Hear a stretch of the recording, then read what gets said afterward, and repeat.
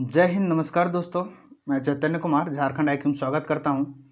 जैसा कि देख रहे हैं कि झारखंड कानून जो भूमि कानून संबंधित होते हैं, जो महत्वपूर्ण बिंदु होता है, जो छोटा नागपुर काश्तकारी अधिनियम 1908 और संथाल परगना काश्तकारी अधिनियम 1949 के अंतर्गत जो महत्वपूर्ण बिंदु, जो हार्ड शब्द होते हैं, उसे हम लोग आज बिल्कुल आसान भाषा में समझने की कोशिश करेंगे। यहाँ पे आप देख रहे होंगे कि पूरा पीडीएफ इसका जो है बना के रखा है हमने, और चाहे तो आप इसका पीडीएफ जो है मेरे यूट्यूब चैनल का डिस्क्रिप्शन बॉक्स से भी डाउनलोड कर सकते हैं, वहाँ पे हम लिंक दे देंगे। चलिए तो हम लोग स्टार्ट करते हैं बिना समय गंवाते कि जो छोटा नागपुर काश्तकारी अधिनियम और संथाल परगना काश्तकारी अधिनियम के अंतर्गत जो महत्वपूर्ण बिंदु आते हैं उससे जानने की कोशिश करते हैं बिल्कुल आसान भाषा में, अपनी भाषा में। दोस्तों, स्टार्ट करने से पहले मेरे झारखंड आईक्यू चैनल प्लीज़ जो सब्सक्राइब नहीं किए होंगे प्लीज़ सब्सक्राइब कर लीजिएगा, लाइक कर लीजिएगा। चलिए बिना समय गंवाते स्टार्ट करते हैं हम लोग। इससे पहले कि जो छोटा नागपुर काश्तकारी अधिनियम और संथाल परगना काश्तकारी अधिनियम जो आया था, उसका महत्वपूर्ण बिंदुओं को देखते हैं कि दोस्तों, जब हम लोग झारखंड पढ़ते हैं तो वहाँ से पता चलता है कि झारखंड का जो काल होता है, प्राचीन काल से मध्य काल तक यहाँ के लोगों थोड़ा शांतिपूर्ण रहते हैं। किसी तरह से कोई यहाँ के आम जनता पर कोई प्रभाव नहीं पड़ता है। तत्कालीन मुगल काल जब आता है तो उस समय से झारखंड क्षेत्र में कुछ संकट उठने लगते हैं, लेकिन ये संकट जो था मूल रूप से शासकों के प्रति था, जमींदारों के प्रति था। जो यहाँ के लोगों को दबाव दिया जाता था, ये प्रेशर दिया जाता था जमींदार वसूलने से संबंधित। ठीक है, यहाँ का थोड़ा जीवन जो है आसान देखने को मिला था, मुगल काल में भी थोड़ा सा मिला था। उसके बाद जब अंग्रेज लोग जब आ जाते हैं तो यहाँ के आम जनजीवन में भी बहुत ज़्यादा जो है संकट पे पड़ गया था। यहाँ के लोगों को जीवन व्यतीत करना थोड़ी ज़्यादा मुश्किल हो गई थी। फिर आते हैं जब मुगल काल में जब होता है तो छोटा नागपुर के राजाओं के द्वारा जो है भूमि के प्रकार भी बांट दिए गए थे। जब उन लोग अपना वसूली करते थे, कर वसूली करते थे, तो भूमि का प्रकार बांट दिए थे। जैसे खुटकटी भूमि कहते थे, भूइंहरी भूमि कहते थे, जोत कहते थे, रैयत भूमि और पुश्तैनी भूमि, और बूम कृषि खेती करते थे, और बाइबुल खेती, भेंट कहता। ये सब सारे जो है अभी डिटेल्स में हम लोग समझेंगे। ये सब सारा जो है पीडीएफ हमने बना रखी है, आप लोग देख सकते हैं। नीचे हम लोग चलेंगे। इससे बाद देखते हैं कि मुगल शासनकाल का जो है झारखंड में क्षेत्र, जो भूमि क्षेत्र था, वो मंझियस राजहंस कहता था। जो मंझियस होता था, राजहंस मतलब जो राज के हैसियत में होता था, राजाओं के हैसियत में होता था। छत्तीसा होता था, उठकर और कोड़कर, भेंट खेता। ये सारा जो है सो राजाओं के हाथ में होने वाले भूमि का नाम था। इसको भी हम लोग डिटेल्स में पढ़ेंगे, सारा इसका पीडीएफ हमने बना रखी है। आगे देखते हैं कि खुटकटी भूमि क्या करते हैं। हम लोग दोस्तों सीएनटी जब पढ़ते हैं तो वहाँ पे पता चलता है कि खुटकटी भूमि, खुटकटी का अर्थ हम लोग नहीं समझ पाते। तो खुटकटी क्या होता है? तो मुंडाओं द्वारा जो जंगल को साफ करके कृषि योग्य जो भूमि बनाया गया था उसी को ही खुटकटी कहते हैं। और जो इसका अधिकार होता था, जब उसे जंगल की साफ सफाई कर दिया गया और वहाँ पर वो भूमि को खेती योग्य बना दिया गया, तो जिसके द्वारा बनाया जाता था उसी को खुटकटीदार कहते थे। जंगल के काट करके भूमि प्लान करने की क्रिया खुटकटी कहते थे, और वहाँ पे जो कृषि करते थे उसको खुटकटीदार कहा जाता था। ठीक है, अगला देखते हैं भूइंहरी। सीएनटी एसपीटी में हम लोग भूइंहरी शब्द का भी देखने को मिलता है। जो भूइंहरी का मतलब हम लोग समझ नहीं पाते हैं, आज हम लोग समझते हैं क्या है भूइंहरी। ठीक है, तो भूइंहरी क्या होता था? जो उरांव द्वारा साफ किए गए क्षेत्र, उरांव द्वारा जंगलों की कटाई की गई करने के बाद उसकी जो कृषि योग्य भूमि बनाया जाता था, वो खेत को, उसी को क्या कहते थे? भूइंहरी कहते थे, या भूइंहर खोंट कहता था। और उसका जो अधिकारी होता था, जो वहाँ पे जिसका अधिकार होता था खेती करने पे, उसको भूइंहर खोंट कहा जाता था। ठीक है, यहाँ तक हम लोग समझ गए कि भूइंहरी और खुटकटी क्या होता है। खुटकटी जो मुंडाओं द्वारा जंगल को साफ करके कृषि योग्य बनाया जाता था, और भूइंहरी जो उरांव द्वारा जंगल को साफ सफाई करके कृषि योग्य बनाया जाता था, उसी को भूइंहरी कहते थे। देखते हैं कि इसके जो महत्वपूर्ण बिंदु है, झारखंड का भूमि कानून से संबंधित जो महत्वपूर्ण बिंदु है उसके बारे में चर्चा कर लेते हैं। जोत क्या होता था, और पुश्तैनी भूमि क्या होता था, और बूम कृषि खेती क्या होता था। जैसे कि हम लोग पढ़ें कि इन लोग के आ जाने से यहाँ के जो राजाओं थे उसके द्वारा ये सारे भूमि के प्रकार में बांट दिया गया था। तो देखते हैं जोत क्या होता था। तो जोत क्या होता था? जो गांव के महतों द्वारा जो कृषि योग्य भूमि होता था उसका गांव के परिवारों में जो अपना वितरण किया जाता था उसके द्वारा ही उसी को ही जोत कहा जाता था। मतलब जब पारिवारिक जो जमीन होता है उसको जब मौखिक रूप से आपस में ही वितरण किया जाता है, बांट दिया जाता है, तो उसी को ही जोत कहते हैं। ठीक है, जैसे कि आप जानते होंगे इसी को जोत भूमि को जो वितरण किया जाता है उसी को क्या कहते हैं हम लोग, गोती कहते हैं। इसको जो भूमि बांटा जाता है उसी को गोती कहते हैं। जैसा कि देखते हो कि अपना पारिवारिक में अपने गोतीय क्षेत्र में ऐसे जो है बांटा जाता है उसी को क्या कहते हैं, गोती कहा जाता है।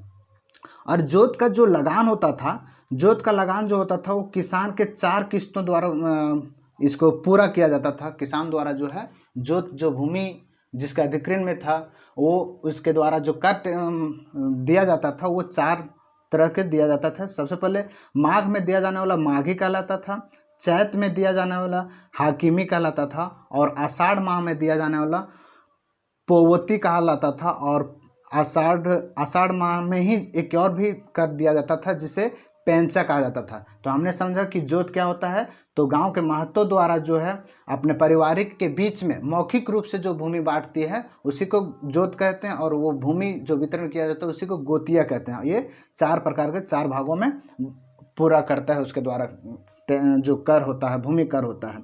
आगे जानते हैं पुश्तैनी भूमि क्या होता है। पुश्तैनी भूमि क्या होता है, तो पुश्तैनी भूमि खुटकटी क्या हमने ऊपर देखे कि जो मुंडाओं द्वारा जो जंगल की साफ सफाई करके कृषि योग्य बनाया जाता था, भूइंहरी जो उरांव द्वारा इसके जंगल की साफ सफाई करके कृषि योग्य बनाया जाता था, तथा जोत क्या होता था, जो पारिवारिक में बांटा जाता था। इसके अतिरिक्त ऐसी भूमि जिस पर पीढ़ी दर पीढ़ी अधिकार बना हुआ था, मतलब जो पूर्वज द्वारा दादा परदादा के द्वारा भी जो भूमि होती थी उसी को ही क्या कहते थे, पुश्तैनी भूमि कहते थे। ठीक है, और ये पुश्तैनी भूमि में ही जो सो भूमि कई प्रकार हैं, जिसे बोला जाता था बूम कृषि खेती पुश्तैनी भूमि का ही एक भाग है, और बायकुल खेत इसका भी भाग है, और भेंट खेता भूमि जो है, ये तीनों भाग पुश्तैनी का ही के अंतर्गत आता है। ठीक है, तीनों भाग। पहला क्या होता है, तो पहला होता है बूम कृषि खेत, दूसरा होता है बायकुल खेत, और तीसरा होता है भेंट खेता। ये किसका है, पुश्तैनी का ही एक भाग है। ठीक है, तो देखते हैं बूम कृषि जो पहला हम लोग पढ़े हैं, बूम कृषि खेत क्या होता है।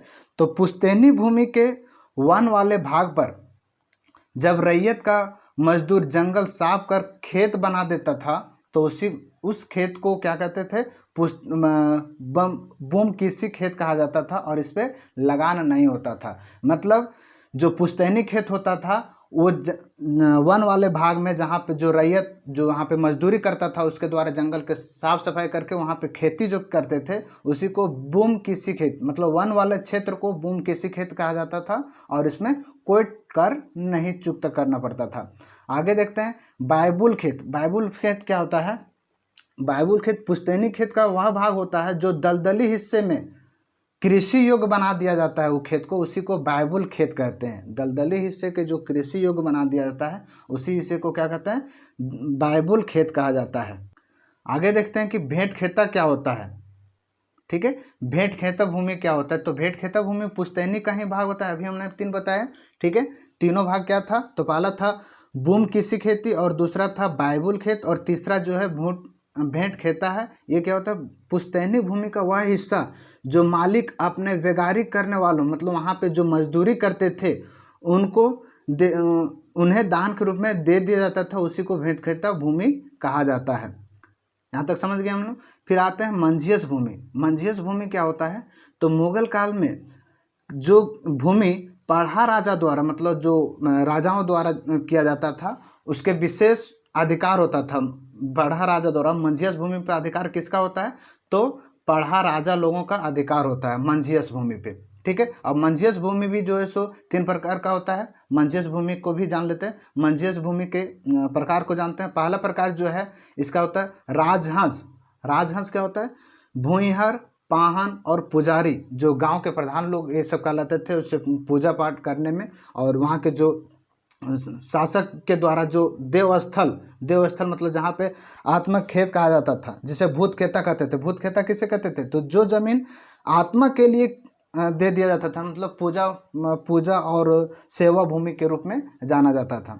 ठीक है, ये राजाओं के द्वारा लिया जाता था और जिसे ही राजहंस कहा जाता था, जिसका कर जो है किसके, राजाओं के द्वारा लिया जाता था। राजहंस का मतलब ही समझ में आ रहा था कि पुजारी और पाहन वगैरह के द्वारा जो कर दिया जाता था वो किनके हाथ में दिया जाता था, राजहंस के हाथ में दिया जाता था, जो यहाँ पे क्या कहलाता था, पढ़ा राजा कहलाता था। पढ़ा राजा, ठीक है, पढ़ा राजा के हाथ में दिया जाता था। इसका वसूल करने वाला अधिकार वही होते थे। फिर देखते हैं छत्तीसा क्या होता था। छत्तीसा क्या होता था, तो छत्तीसा भूमि जो है, छत्तीसा भूमि क्या होता था, ये भी राजहंस के अधिकार में ही होता था, लेकिन दोन और पूरक जो टांड होता है उस भूमि के छत्तीसा भूमि का ही हकदार होता था। लेकिन छत्तीसा भूमि का लगान जो है काफ़ी ऊंचा होता है। यहाँ छत्तीसा का मतलब ही समझ में आ रहा है कि महंगा से संबंधित आ रहा है, ठीक है। तो छत्तीसा भूमि का लगान का कर भी वो जो पढ़ा राजा होता था, राजा के द्वारा, राजहंस भूमि के द्वारा ही अधिकार में आता था और इसका लगान सबसे ऊंच होता था। इसके अतिरिक्त जो सो बेगारी भी देनी पड़ती थी, मतलब यहाँ पे खेती करने पे बेगारी भी, मतलब इसमें काम भी करना पड़ता था और उसका उच्च लगान भी ज़्यादा मूल्य में चुकाना पड़ता था। अगला देख लेते हैं उठकर भूमि। उठकर भूमि क्या था, तो राजहंस भूमि का वह हिस्सा जो निम्न दौन भूमि में जो उठकर भूमि होते थे उसी को क्या कहता था, उठकर भूमि कहा जाता था। और ये टोटल उपजाऊ का जो हिस्सा होता था उसका कुछ कर छत्तीसा भूमि की तुलना में कम कर टैक्स देना पड़ता था। इसका भूमि जो कर था वो कम देना पड़ता था छत्तीसा के में, ठीक है। आगे देखते हैं कोड़कर भूमि। कोड़कर भूमि क्या है, कोड़कर भूमि जान लेते हैं। तो कोड़कर भूमि क्या है कि राजहंस भूमि का वह हिस्सा जो ऊंचा या वन क्षेत्र में होता था, इसके योग्य होते थे और वहाँ पे जो काम करने वाले व्यक्ति को छत्तीसा भूमि के कर की तुलना में उसका आधा टैक्स देना पड़ता था, उसी को कोड़कर भूमि कहा जाता है। मतलब ये 3 वर्षों तक कर नहीं लगता था, इसमें 3 से 4 वर्षों तक इसमें जो कृषि करते थे, इसमें जो लोग कृषि करते थे, इसके लिए क्या होता था, 3 से 4 वर्ष तक कर देना नहीं पड़ता था। लेकिन इसके बाद फिर से जो सो कर लगता था, लेकिन वो कर छत्तीसा भूमि के कर का आधा होता था। तो यहाँ पे देखें कि जो राजहंस भूमि होता है, राजहंस भूमि में आ जाता है छत्तीसा भूमि, उठकर भूमि और कोड़कर भूमि आ जाता था। फिर एक और आ जाता है जो भेंट खेता होता है, ठीक है। भेंट खेता क्या होता है, तो भेंट खेता देखते हैं मंझियस भूमि का वह हिस्सा जो पढ़ा राजा के सीधे अधीन में होता था। पढ़ा राजा मतलब राजहंस, ठीक है। इसके काम करने के अवज में राजा काम करने वालों को कुछ भूमि उपहार में देता था। ऐसी भूमि को ही भूटकेथा कहता था, ठीक है, जो कर मुक्त होता था। भूटकेथ क्या होता था, जो राजा के अधीन में लोग रहते थे और वहाँ पे जो काम करते थे उनके द्वारा वहाँ पे कृषि किया जाता था, जो उपहार के रूप में पढ़ा राजा के द्वारा उपहार के रूप में दे दिया जाता था और वो भूमि का कर नहीं लगता था, किसी भी कृषक के द्वारा दिया नहीं जाता था। दोस्तों ये थे सारे बिंदु। अब हम लोग कुछ और इसके बारे में चलेंगे, जैसे खेवट, भूटकेथा, डली कटारी और भुइहारी वगैरह क्या होता है इसके बारे में जानेंगे। खास महल क्या होता है, हुकुमनामा क्या होता है, केवाला क्या होता है, खेवट क्या होता है, इस सारे के बारे में हम लोग अगला वीडियो पे चलेंगे। आप लोग का जिस तरह से प्यार रहेगा आप लोग कमेंट सेक्शन पे जवाब दीजिएगा। और दोस्तों मेरे चैनल झारखंड IQ चैनल को प्लीज़ लाइक कीजिएगा, सब्सक्राइब कीजिएगा और दोस्तों के साथ शेयर कीजिएगा, क्योंकि आप लोग लगातार बहुत ही प्यार देते आ रहे हैं। धन्यवाद।